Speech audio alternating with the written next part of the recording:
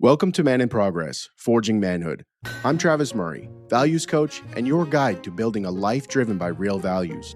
Each week we explore what it means to be a man today, talk about and to thinkers and doers who've been through it, and give you steps to show up better for yourself and those you love. If you're ready to forge your own path, you're in the right place. Let's get to it. A bow pulls tight. Your fingers press into the string. Your shoulder muscles are fire. Every sinew says, let go, but there's no target. So the arrow would fly wild. It would spin, wobble, then clatter onto stone. The energy was real. The effort was real. The damage would be real too. Strength without aim is force wasted. In a forge, a hammer that hits without purpose bends steel in wrong directions. In a life, work without aim bends men the same way. A drawn bow is nothing without a target. Last episode, we held up our worth to the light. We saw that a bottle of water can cost 50 cents at a grocery store or $6 on a plane. Not because the water changes, but because the context does. We learned to move the shelves that value us and to stop pouring ourselves into sands that don't. Now we ask the next question. Once you know you're carrying value, what do you do with it? A sharp sword still needs a target. A strong arm still needs direction. A man can wake at dawn, follow every ritual, sharpen his tools, and still feel empty if he spends his days swinging at nothing. Purpose is the target your edge was forged for. It isn't a job title or a paycheck. It's the intersection of your skills and the world's needs. It's the reason you feel alive when you serve in one way and numb when you serve in another. Men are wired to build, to defend, to cultivate. When we drift into busyness without purpose, we become like arrows shot at walls. We leave dents and bruises but no meaningful cuts. This episode is about aiming our strength. We'll explore why purpose matters more than status, how misdirected effort drains us, and how to turn our tools into impact. We'll watch William Marshal, a knight who aimed his blade at loyalty and peace, and Joan of Arc, a young woman who aimed her courage at freedom. Their aim made their edges unforgettable. We'll finish with practical ways to align your gifts with needs, how to choose a target for your day, how to stop scattering your energy, how to build systems that channel your edge. The forge doesn't just make sharp things, it makes useful things. Let's make your life one of them. Purpose turns energy into meaning. Imagine a blacksmith spending hours heating and hammering steel, but never deciding if the piece will be a sword, a plow, or a horseshoe. He might end up with a twisted shape that pleases no one and serves nothing. We do this with our days. We fill calendars. We answer emails. We grind. But if we don't aim, we end up with blunt hours and bent hearts. We ask, why am I so tired? Why does nothing feel finished? The answer is often simple. We forgot who or what we were making this for. History gives us a better model.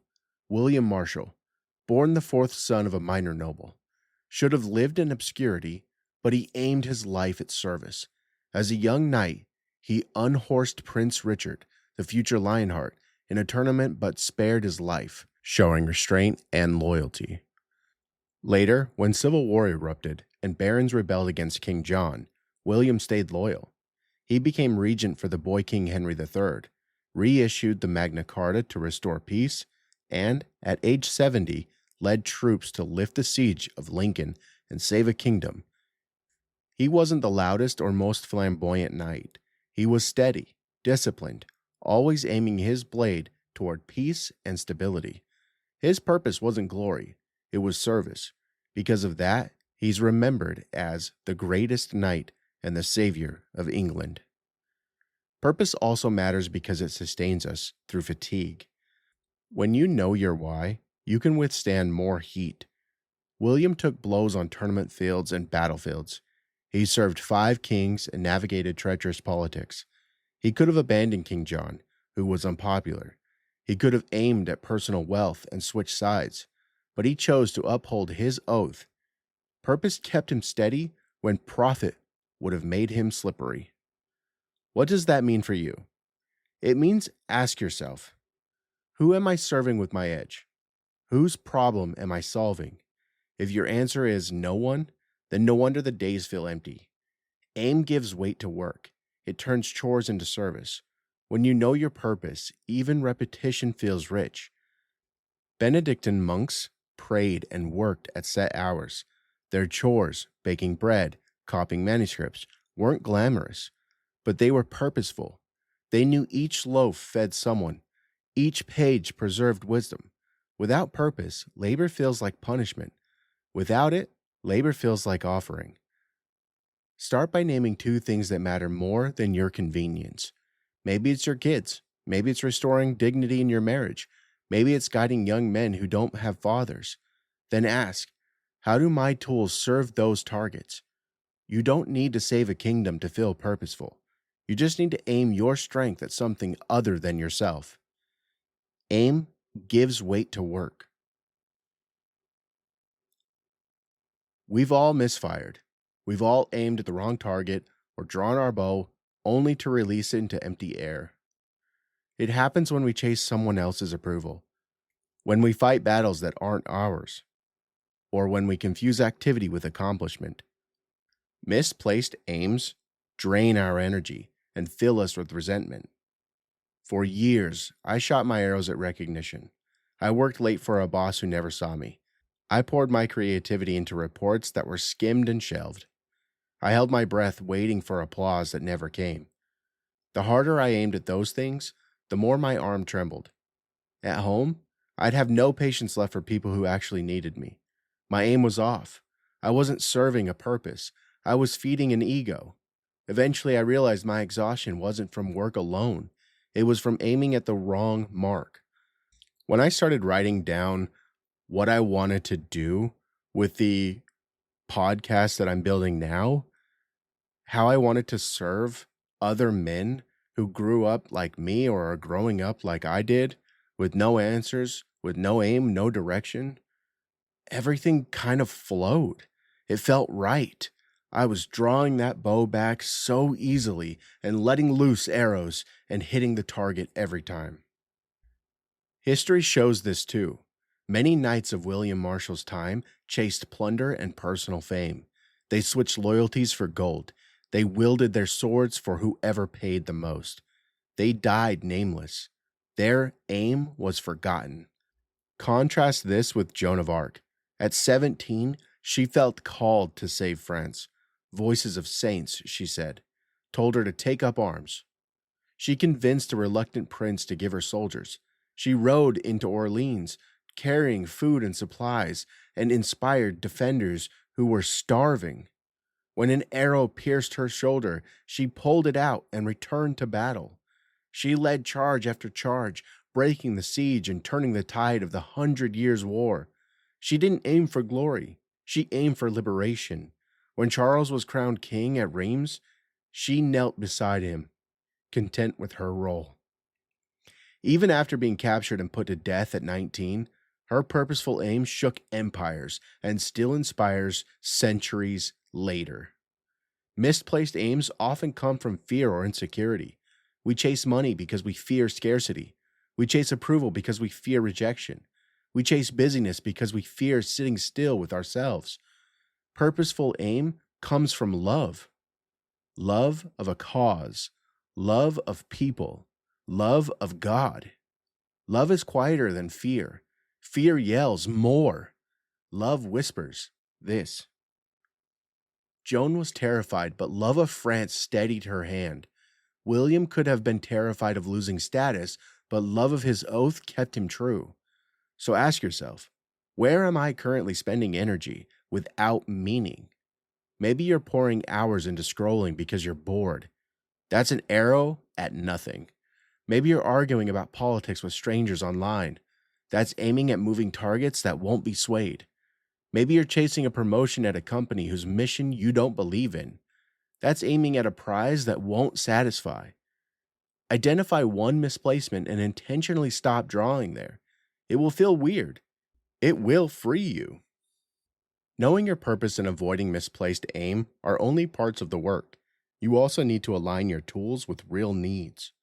A sharp sword lying on a table serves no one. A skilled carpenter who never meets wood builds nothing. Impact happens when your skill meets someone's scarcity. Impact happens when you draw on what you forged and release it toward a hunger in the world. How do you find that hunger? Start local. Who near you is lacking something you carry? If you're a good listener, there's a teenager who needs an ear. If you can fix things, there's an elderly neighbor whose door squeaks. If you can cook, there's a single dad who's eating out of boxes. Aligning your tool means paying attention to the world's edges. In William Marshal's time, there are edges everywhere. Rebellious barons, a child king, afraid peace. William didn't go on a quest to find a purpose. He responded to the needs in front of him. He escorted Henry II's queen safely when rebellion threatened her. He mentioned the young King Henry III and defended his crown. He did what he could, where he was, with what he had. That's impact. Joan saw hunger too.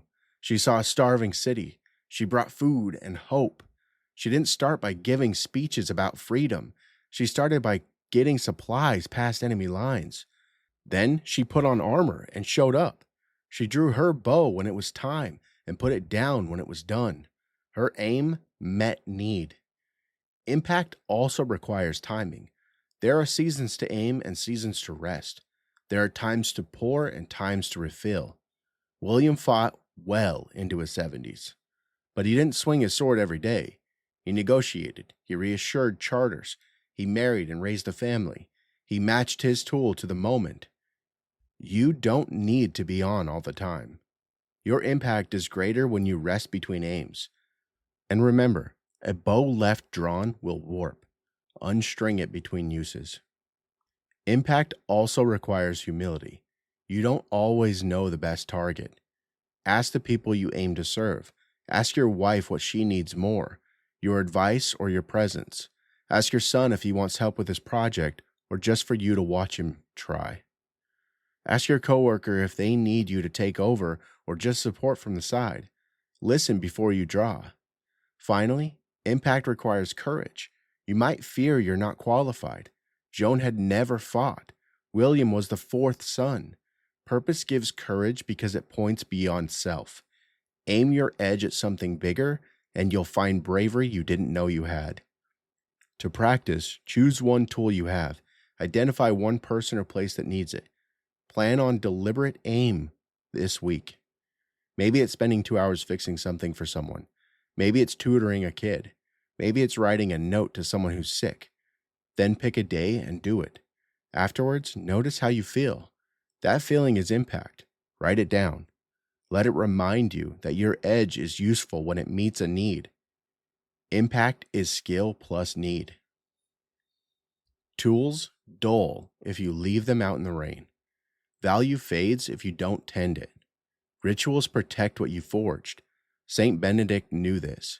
In his rule, he wrote, "Idleness is the enemy of the soul," and ordered that monks be occupied at certain times in manual labor and at fixed hours for sacred reading. He instructed them to work until about the 4th hour, then read until the 6th, then rest. He warned against gossip and laziness and insisted that all things be done with moderation. Even the weak were given tasks suited to their strength so they wouldn't be idle. His rituals weren't cages, they were channels. They kept the monks' value flowing toward God and neighbor. What are your bells? You don't need chimes or Latin chants. You need a simple frame to remind you of your worth and to pull you back when you drift. In the morning, before you touch your phone, touch your purpose. Write one sentence about who you are serving today. I will aim my patience at my child during homework. I will pour my calm into my team's meeting. Speak it out loud. It sets your posture like a smith setting the angle of his file. In the midday, pause. Place a hand on your chest and ask, have I aimed true so far? If yes, breathe gratitude. If no, breathe forgiveness. Then realign. The rule has rest built in. Your ritual should too. Don't run without stopping. Rest sharpens you. In the evening, close with an audit and blessing. Ask, where did I pour where it mattered? Where did I spill? Write down one place you hit your mark and one place you missed. Then choose one thing you'll aim for tomorrow. End by thanking your body for its work. Put your phone away. Let your eyes meet darkness. Benedict's monks ended their day in silence, preserving the night for renewal. Your day deserves a finish line. Rituals also include nourishment. Eat before big conversations. Thirst and hunger distraught value. A depleted body sells itself cheap. Benedict made sure monks ate and rested. Don't romanticize deprivation. Ritual is not self-punishment. It's a self-maintenance. It keeps your edge where it belongs, ready, balanced, not brittle. Like Benedict's rule, let your rhythms weave work. Reading, rest, and prayer. They are the tendons that hold your purpose to your bones. Value is meant to flow. A bottle of water hidden in your pack can't quench anyone's thirst. You have to pour, but pour with discernment. St. Francis of Assisi gives us a startling picture of deliberate pour. Born into wealth, he renounced his father's riches. One account says he handed his purse back, then stripped off his expensive clothes, laid them at his father's feet, and walked away naked. He declared himself wedded to Lady Poverty, gave up possessions, and devoted himself to serving the poor. He cared for lepers, fed and bathed them, rebuilt a ruined church with his own hands, and scrounged vegetables from the trash bins rather than asking for money. His joy and freedom drew men after him, but the world often forgets the cost. His happiness was possible only because he accepted real poverty. Rags, cold, hunger, pus-filled sores. He aimed his life at service and found abundance in emptiness. He poured where no one else would, and his pour has been filling cups for 8 centuries. Pouring where it counts begins with choosing who and what you serve. Aim at people and projects that multiply your gift. Mentorship is a high-value pour. Passing on your craft to a younger man doubles your impact. Teaching your child to split kindling rather than doing it yourself turns a chore into legacy. Francis attracted followers by pouring his joy and vulnerability openly. His companions joined him in poverty. Your pour can attract partners too. A husband who consistently brings humor to the dinner table invites the whole family to lighten. A manager who listens before he speaks trains a team in empathy. Pour into systems, not just moments. Build rituals at home that foster safety, like Saturday breakfast chats. Create a process and work that elevates quiet voices. Establish a monthly gathering with friends where vulnerability is expected. Systems hold water even when you're not there. Francis built the Order of the Friars, Minor, and insisted they own no property so that their preaching stayed pure. He created a container for his poor. You can too. Pour into yourself. This isn't selfish. It's stewardship. Sharpen your skills. Feed your soul. Rest. Francis's poverty made room for joy. Your rest makes room for purpose. You cannot pour from the empty vessel. When your work drains you, step back and refill your silence. Reading or a run. Say no to requests that leak your energy. A leak is any place where you pour and nothing grows. Arguments that never resolve. Relationships that only take. Tasks that don't align with your aim. Plug the leaks with boundaries. Put your phone on airplane mode at dinner. Let go of trying to convince the unconvincible. Francis refused to pour into wealth because he knew it would leak his soul. Find your leaks, seal them. Pour into the edges. If your comfort circle is full, but there are deserts just outside it, step out. Volunteer in a neighborhood where you're uncomfortable. Join a support group you've avoided. Francis kissed lepers when everyone else recoiled. Your leap may be smaller, but just as brave. Pour where it counts and watch your value reflect back in the eyes hungry for hope. How do you know if you're aiming well? Pouring wisely, valuing yourself accurately. There is no receipt for human worth, yet there are indicators. When you hit your mark, you feel grounded rather than frantic. Work feels heavy and meaningful, not busy and brittle. Conversations leave you steady, not scattered. You sense a quiet rightness, not pride, but alignment. When your price is wrong, you feel resentment. You count hours and dollars because it feels like an unfair trade. You feel exhausted but underseen. That's your soul hinting that you're selling yourself at the wrong stall. One measure is to the ratio of energy to impact. Track where your effort goes and what it produces. If you're pouring hours into doom scrolling and leaving dinner with your kids undone, the ratio is broken. If you're spending nights perfecting spreadsheets that no one else reads, ask why. Impact isn't always immediate. It can be planting seeds that sprout later. But if nothing ever grows where you water, move. Remember, a bottle sold on a plane has impact. The same bottle forgotten on a shelf doesn't. Move your shelf or move your bottle. Another measure is feedback from trusted witnesses. Ask your spouse or a friend, where do you see me come alive? Where do you see me dim? Ask, what gift do you think I'm underusing? Listen without defensiveness. Benedictine monks lived under an abbot who corrected idleness and gossip. He needed correction too. Invite someone to walk through your forge and point out tools gathering dust. The third measure is your body. It tells the truth. Pay attention to your chest at the end of the week. Is it light? Then you're likely aligned. Is it tight? Then something's off. Tracking your physical cues is like listening to the hiss of steel in water.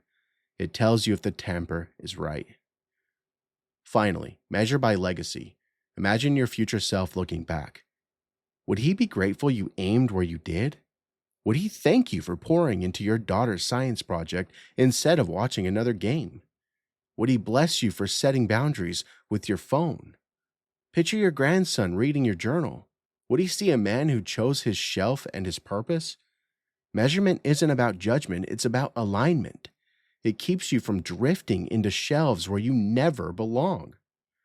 Worth is alignment, not applause. You have been in the forge long enough to know your worth. You have seen yourself like water. Same substance, different price. You have learned to hone, stroke, and grip. You have felt the power of small choices and the importance of context. Now you know that aiming matters. Purpose makes your edge useful. Misplaced aim drains you. Ritual keeps you sharp. Pouring wisely waters deserts. Measuring without price tags keeps you honest. This is not theory. It is practice. It is the work of a lifetime. Tonight, pick up your hammer one more time. Write down one purpose that makes your heart beat slower and your shoulders drop. Choose one ritual to protect that purpose. Select one person or place to pour into this week. Identify one leak and plug it. Ask one trusted witness for feedback. This isn't busy work. This is the forge that's meant to make your arrows. Ask yourself, would the younger you be proud of the target you're aiming at today? Would he see a man swinging his hammer at walls or carving something beautiful? Would he hear your silence and know it's peace, not emptiness? Remember William Marshal, who held his sword for loyalty and peace. Remember Joan of Arc, who aimed her courage at freedom and despite fear. Remember St. Francis, who found joy by pouring into the poor. Remember St. Benedict, who built a rhythm that kept purpose alive. Their aim was different, but their resolve was the same, to serve something beyond themselves. You are not broken because you haven't found your aim yet. You are a man in progress. Keep forging.